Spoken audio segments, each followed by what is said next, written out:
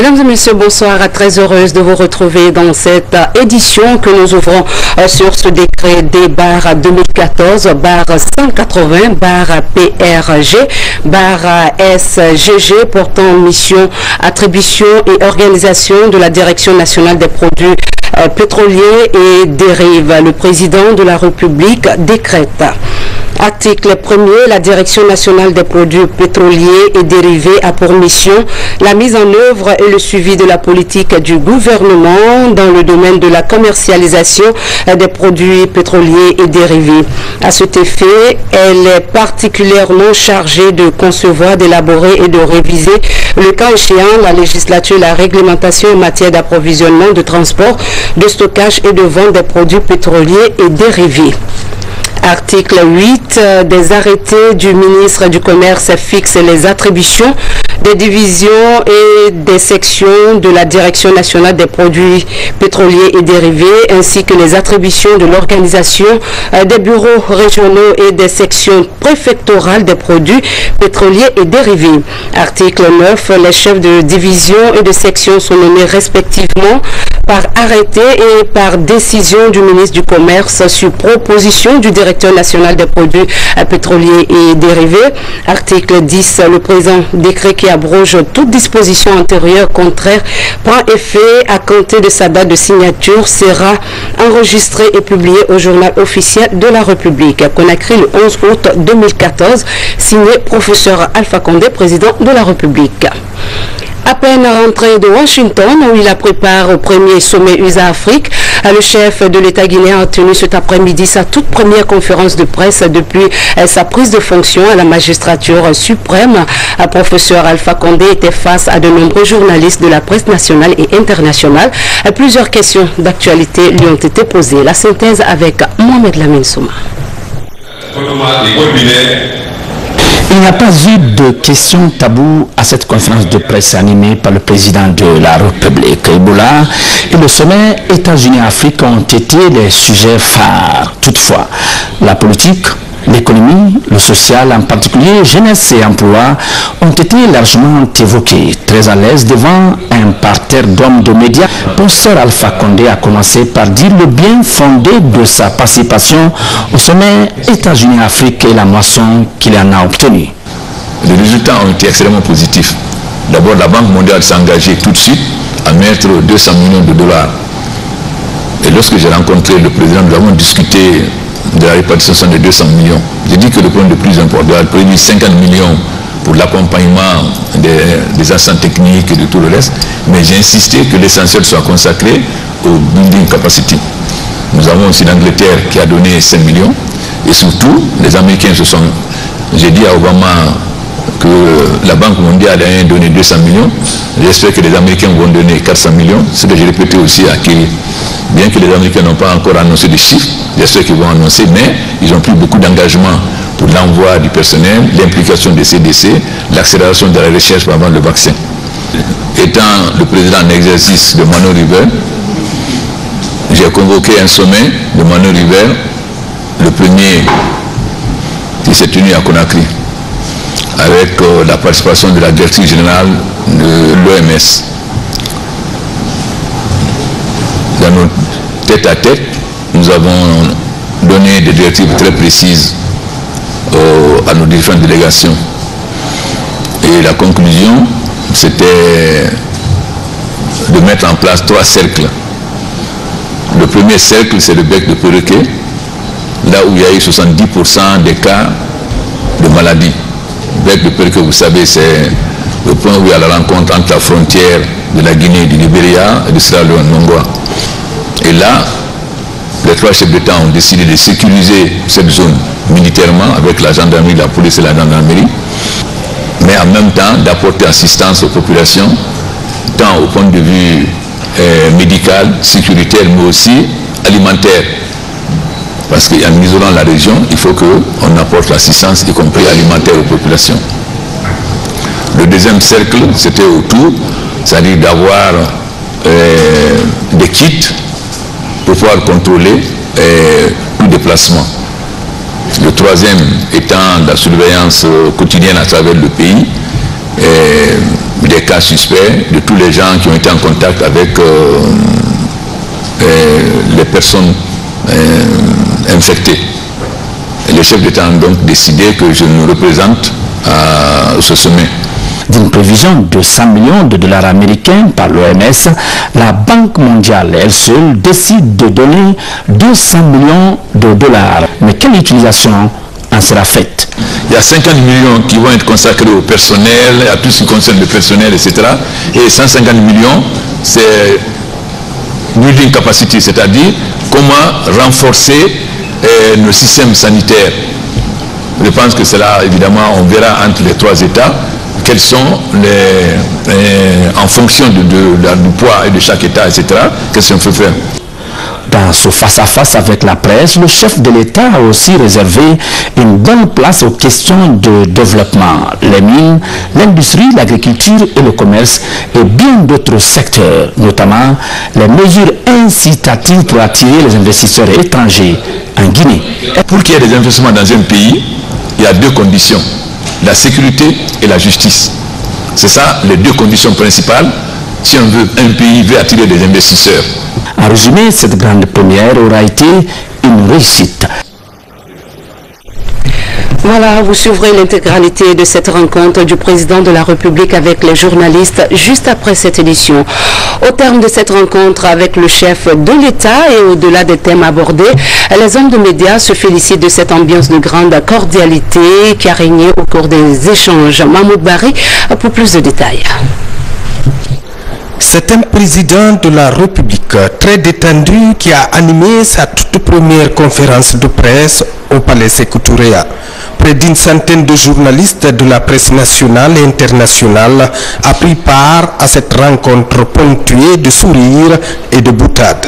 Le chef de l'État, professeur Alpha Condé, a surpris les journalistes par la maîtrise des questions posées, la clarté de son exposé liminaire et son engagement à donner une nouvelle image à la Guinée.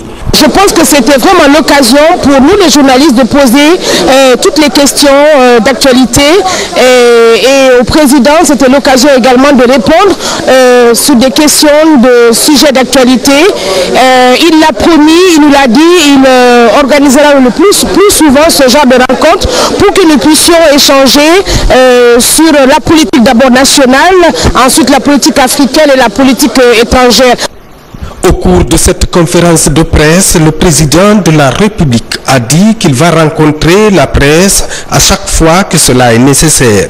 Une véritable joie chez les journalistes. J'ai été vraiment agréablement surpris de la façon dont il a abordé toutes les questions, sans tabou, sans langue de bois. Ce qui m'a beaucoup plu, c'est bien cette relaxation entre lui et les journalistes. Un des passages remarqués lors de ce face-à-face aura été la réponse du chef de l'État à une question d'un journaliste. Je cite, « Des gens menacent dans la presse de troubler l'ordre public. » Le président de la République répond, « Moi, je fus opposant pendant plusieurs décennies. Ils ont tout raconté sur moi, mais je n'ai jamais demandé un droit de réponse et je n'ai jamais amené les militants et les sympathisants d'IRPG à l'abattoir. Ce qui m'intéresse aujourd'hui, c'est le développement de la Guinée. » Fin de citation. Toute chose qui rassure. Aujourd'hui, c'est un sentiment vraiment de satisfaction parce que les messages du président de la République sont des messages très forts et très rassurants. Ce qui prouve en suffisance que non seulement le travail qu'il est en train de faire, il le fait bien et qu'il gère lui-même la situation. Quand vous prenez la riposte à Ebola, on a entendu dans les médias parler de l'état d'urgence un peu partout. Et aujourd'hui, il vient de clarifier qu'il n'est pas question de déclarer l'état d'urgence, qui constitue d'ailleurs une mesure restrictive de liberté de la population, mais c'est une mesure d'urgence sanitaire pour mieux gérer la maladie comme la Guinée l'a toujours fait.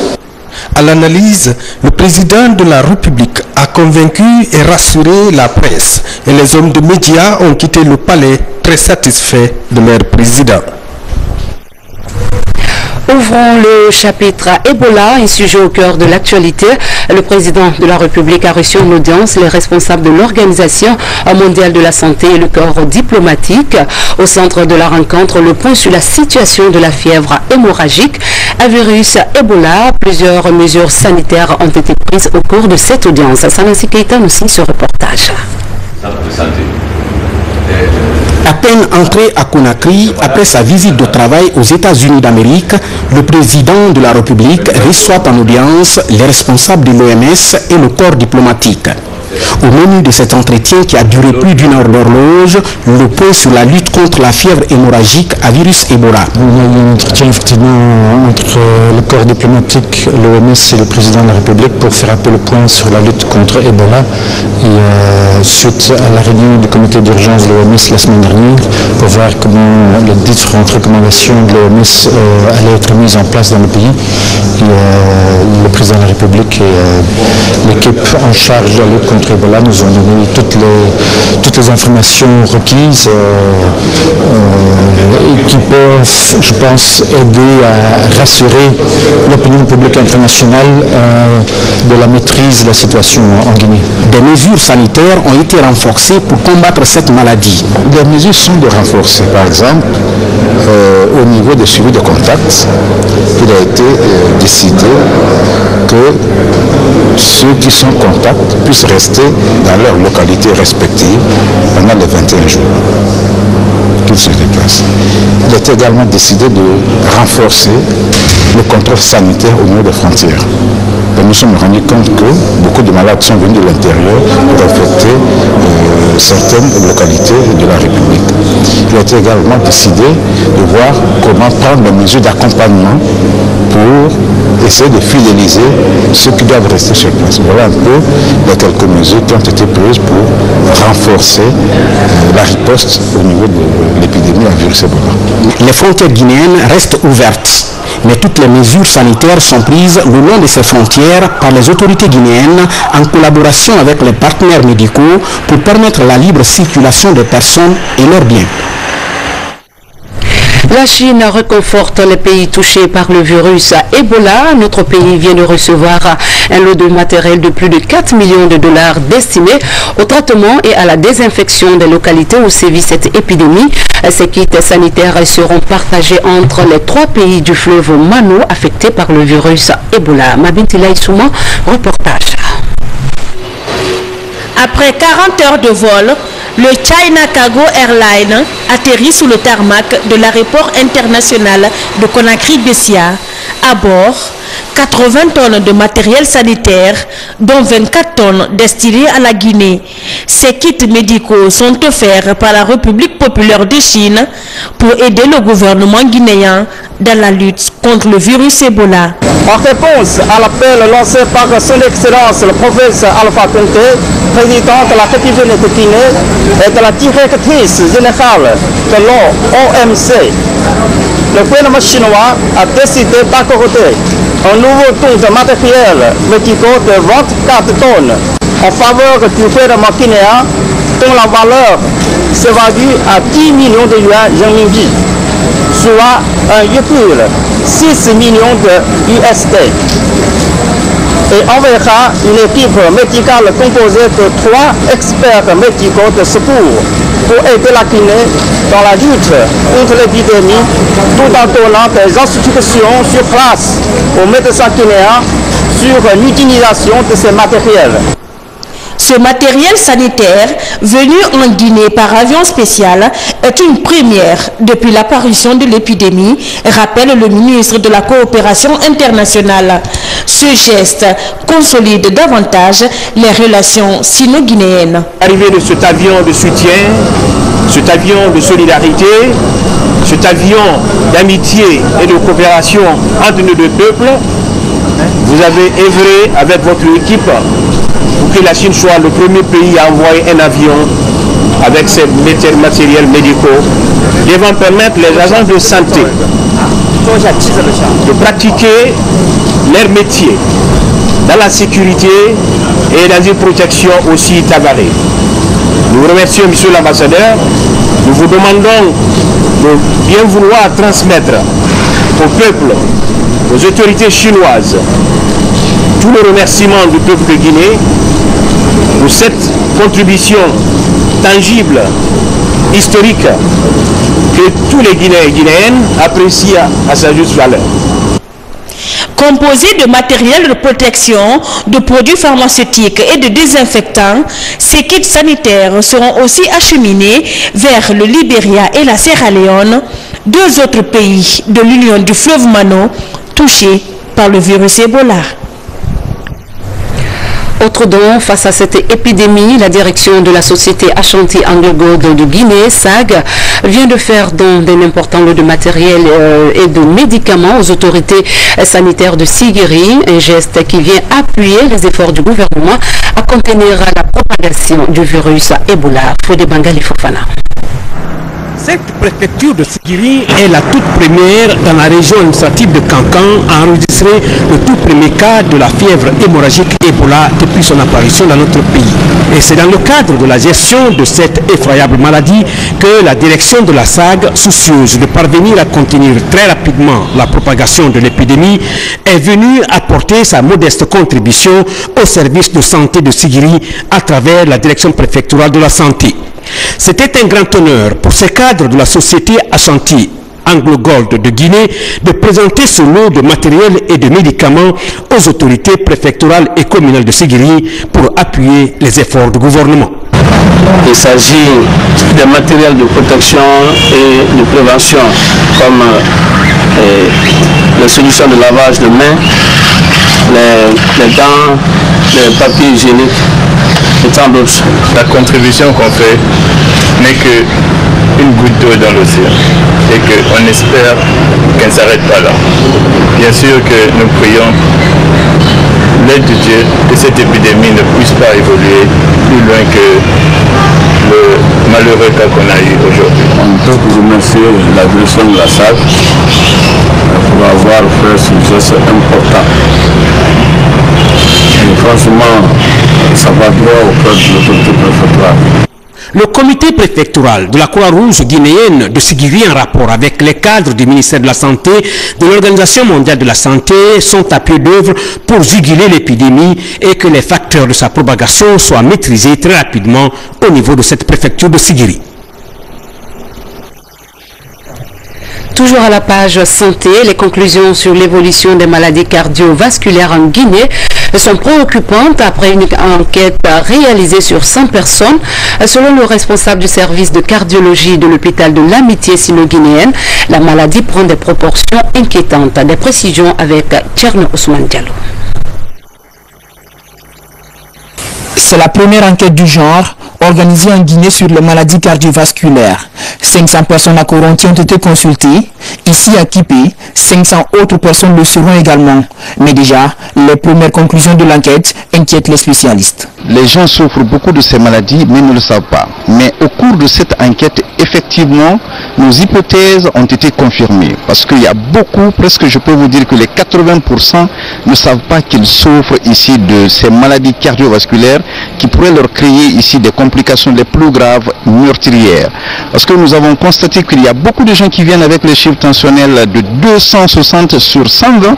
Ils ne savent pas, ils sont en train de marcher. Nous-mêmes, nous nous posons comment est-ce que leur organisme parvient ici à s'adapter à ces chiffres tensionnels. Les raisons de ces problèmes cardiaques, on les retrouve dans notre mode de vie. Trop de sel dans l'alimentation, baisse de la consommation des fruits, tabagisme, alcool et moins d'activités sportives. Dans les services de cardiologie, très peu sont ceux-là qui viennent volontairement pour contrôler leur rythme cardiaque. Ces journées de consultation médicale gratuites ont aussi pour but d'encourager les citoyens à examiner très souvent l'état de santé de leur cœur. Parce qu'à partir de 35 ans, 40 ans, jusqu'à 60 ans et au-delà, et non seulement il faut la consultation, mais il faut un suivi cardiovasculaire. Le cœur, quand on imagine que le cœur commence à battre, à travailler depuis le fœtus jusqu'à la fin de ta vie, à un certain moment, il faut arrêter, voir comment ça se comporte pour pouvoir le soutenir, l'entretenir, et je crois que c'est extrêmement important. Aujourd'hui, c'est uniquement le pré-travail, mais après ça, maintenant, nous allons continuer la course, parce que la santé de l'homme, c'est la première richesse qu'un homme puisse avoir. Donc nous n'aménageons aucun effort quant à la mobilisation, la sensibilisation de tous les citoyens pour éviter des maladies cardiovasculaires. Les récentes études prouvent que les maladies cardiovasculaires sont en nette évolution à travers le monde, notamment en Afrique subsaharienne, où le nombre de malades atteints de l'hypertension pourrait atteindre 150 millions en 2025, alors qu'il n'était que de 80 millions en 2002. Alto-violence faite aux femmes et aux filles, c'est le terme d'un atelier de formation tenu à Conakry. Le chemin est certes parsemé d'embûches, cependant pas impossible de parvenir aux résultats escomptés. L'initiative est de l'Organisation pour le développement durable et la paix. Francis Condé. Cette formation est consacrée aux violences faites aux femmes et filles. À travers elle, les participantes connaîtront leurs droits et les voies de recours pour mieux se défendre. L'initiative est de l'Organisation pour le développement durable et la paix. On a compris que les femmes guinéennes ne connaissent pas leurs droits. Les filles aussi la même chose. En tant que mère de famille, et grâce à la gentillesse de l'UNESCO et le secrétaire général de l'UNESCO, on a vu que vraiment il y a trop de reproches vis-à-vis des femmes. Parce que quand on condamne un enfant, c'est pas un enfant qu'on condamne, c'est la maman. La formation bénéficie de l'appui technique du programme d'éducation de la Commission nationale guinéenne pour l'UNESCO, comme pour dire que l'UNESCO lutte aussi pour l'équilibre des droits entre hommes et femmes. La femme étant une priorité de l'Afrique, étant le baromètre de la société, il faut, pour réussir ses exploits, et la former, l'informer et l'éduquer. Et c'est pourquoi le projet que nous vivons aujourd'hui a été une conception et la Commission nationale guinéenne pour l'UNESCO a suivi. L'enseignement supérieur à travers sa commission nationale pour l'UNESCO s'implique ainsi dans la lutte contre les mutilations génitales féminines et toutes les formes de violence sexuelle en Guinée. Demain, 12 août, sera célébrée dans le monde entier la Journée internationale de la jeunesse, une journée instituée par les Nations Unies pour permettre aux États membres d'écouter et de spécifier les besoins des jeunes. En Guinée, cette date est commémorée sous le signe du recueillement quand on sait que plusieurs jeunes ont péri dans la bousculade de la plage de Robané. À propos, suivez la déclaration du ministre de la Jeunesse et de l'Emploi des Jeunes au micro de Aboubakar Kamara. Au lendemain du deuil national instauré à la suite du drame de Taïwan, permettez-moi, à l'occasion de la célébration de la Journée internationale de la jeunesse, le 12 août 2014, de renouveler les condoléances de la nation et de la jeunesse guinéenne aux familles éplorées. Cette année, la célébration de la Journée internationale de la jeunesse porte sur le thème « Les jeunes et la santé mentale ». Les problèmes de santé mentale ont un impact significatif sur le développement des jeunes et leur intégration sociale et économique, y compris leur employabilité. Les jeunes souffrant de problèmes de santé mentale sont souvent discriminés et stigmatisés, et ceci peut entraîner un sentiment d'exclusion ou les décourager à demander de l'aide par peur d'être jugés. Le choix de ce thème est donc capital. Le handicap que constitue la santé mentale, au-delà d'être une problématique qui concerne toutes les générations, vise à sensibiliser sur ce sujet sociétal d'importance et met à l'honneur de jeunes et courageuses personnes qui ont choisi de témoigner des épreuves et défis auxquels elles font face dans leur vie quotidienne. L'engagement du gouvernement, du professeur Alpha Condé, s'inscrit dans la dynamique du programme d'action mondiale pour la jeunesse pour promouvoir la santé et une vie saine pour tous les jeunes de Guinée. L'organisation du Congrès mondial des jeunes à Conakry en fin d'année 2014 devrait également être un moment de réflexion et permettre aux jeunes venus de tout le monde entier de confronter et de partager leur expérience sur la thématique. Une jeunesse saine engendre une jeunesse engagée. Une jeunesse engagée est un gage d'avenir pour toute nation. Et puis les ressortissants guinéens de France se souviennent encore du drame survenu à la plage de Taouya. Ils n'oublient pas non plus les victimes de la fièvre Ebola. Ils l'ont signifié au cours d'une cérémonie de recueillement. Rose Pocho nous fait le point. Sous une fine pluie, les Guinéens de la diaspora à Paris tiennent à témoigner de leur compassion suite au drame survenu le 29 juillet à la plage de Taouia. L'hommage a regroupé plus d'une vingtaine de personnes, dont l'ambassadeur de Guinée en France et les personnalités religieuses. Une douleur pour les familles, c'est une douleur pour nous aussi, qui avons la chance d'être encore vivants, parce que nous perdons des êtres chers, nous perdons une partie de l'avenir de la Guinée, et c'est en ça qu'il faut peut-être présenter les condoléances aux familles, mais au pays aussi, à tout notre pays, et associer dans ces condoléances toutes les victimes d'Ebola. La communauté aujourd'hui pour rendre hommage aux 34 jeunes qui ont péri malheureusement dans un jour de fête. Finalement c'est devenu un jour macabre pour eux. Ma pensée va vers eux, va aussi vers les familles. Au cours de ce recueillement, une minute de silence est observée à l'endroit des victimes. L'hommage est organisé par les membres de l'Association des jeunes Guinéens de France. Nous sommes venus témoigner notre soutien aux familles des victimes pour ce drame qui s'est passé en Guinée au lendemain de la fête de l'Aïd. Et donc on est choqués, profondément choqués, parce que des dispositions devraient être prises pour protéger nos citoyens. Et donc nous sommes venus témoigner notre soutien aux populations. Des prières et bénédictions pour la paix en faveur de la Guinée et de ses victimes ont été enfin dites par ses compatriotes vivant au bord de la Seine. Logements sociaux, le rêve des travailleurs de la Banque centrale de Guinée prend forme. Cet ambitieux projet initié par les autorités de cette institution a débuté. L'heure est à la viabilisation du site négocié auprès de la Société nationale de promotion immobilière. Aboubacar Ba pour en savoir davantage. De nouveau à la Banque centrale. Après les résultats encourageants obtenus dans la maîtrise de l'inflation qui se situe à un chiffre et l'assainissement du système bancaire avec à la clé l'approbation par le conseil d'administration du Fonds monétaire de la 4e revue du programme guinéen, les autorités de la Banque centrale ont négocié et obtenu un domaine de 27 500 m² pour construire des logements sociaux pour les travailleurs de l'institution. Mais fiable. J'arrivais en Guinée pour la première fois. On était en 2011. J'ai démarré la préparation de ce projet avec le ministère de l'Habitat. Et le ministère de l'Habitat m'a mise en relation avec la SONAPI qui avait des projets de construction de logements pour les Guinéens. Je leur ai proposé de commencer par une étude. Ce que j'ai mis en place, j'ai reçu beaucoup de Guinéens à Mouna Internet, dont les premiers à être venus me voir étaient les salariés de la Banque centrale. J'ai trouvé qu'il y avait une niche qui voulait des logements. J'ai donc proposé à la SONAPI que l'on commence par faire un projet pour les salariés de la Banque centrale. De l'avis des autorités de la Banque centrale, les motivations sont fondées par la forte demande des travailleurs à revenus intermédiaires.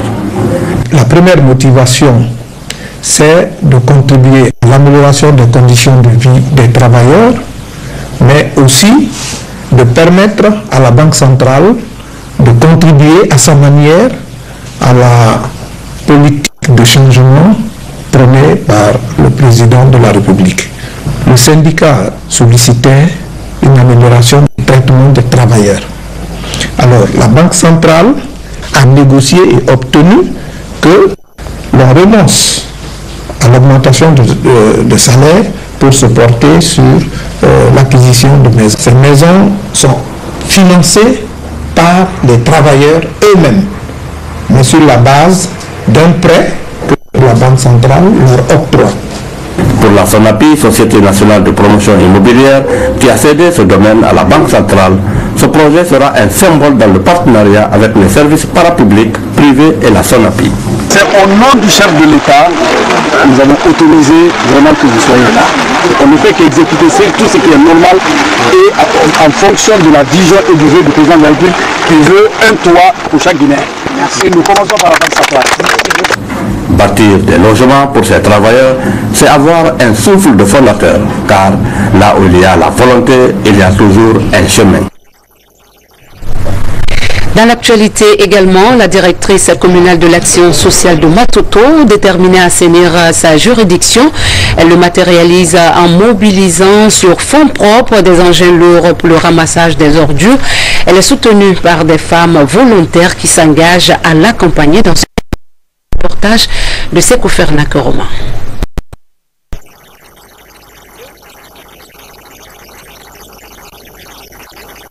Des femmes balayées.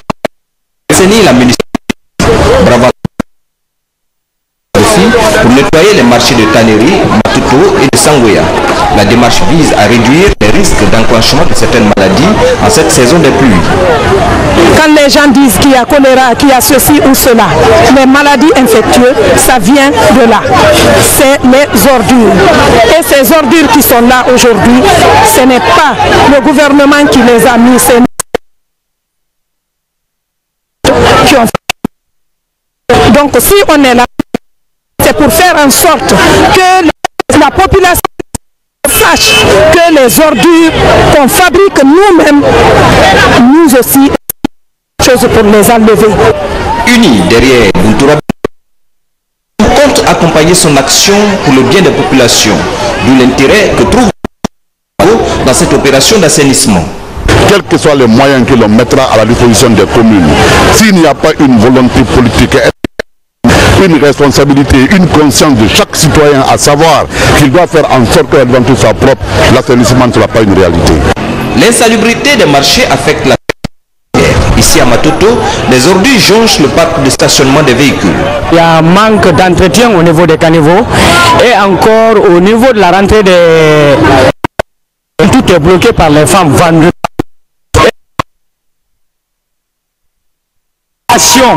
Au sein de ceux qui sont chargés de l'administration au niveau du marché. Les marchés sont vieux et la ce qui explique et on fait appel à la police qui vient mettre de l'ordre. De ce décor piteux par une grande partie des aliments consommés. C'est pourquoi la directrice communale des affaires sociales affiche sa détermination à mener dans les jours à venir des actions initiées pour la propriété des marchés et des quartiers de Matoto. Voilà un bel exemple de citoyenneté à suivre. Ainsi prend fin cette édition de nos informations. Merci à vous d'avoir été des nôtres et passé de bons moments en compagnie des programmes de la RTG. Bonsoir.